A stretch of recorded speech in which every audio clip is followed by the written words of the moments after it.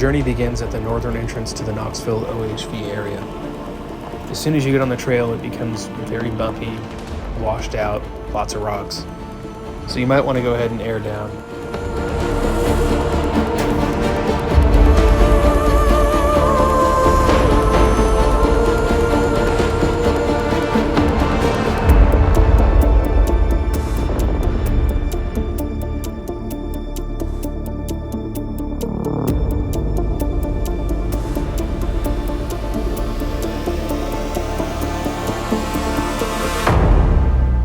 About 20 minutes into our journey, we came to the Knoxville staging area.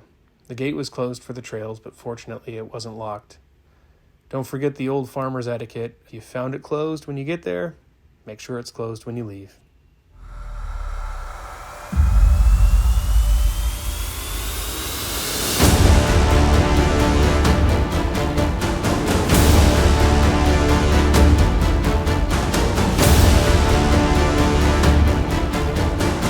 We came to a small trail that looked like it was worth it, so we went for it. It was pretty narrow. I think it's more geared towards ATVs, but what the heck.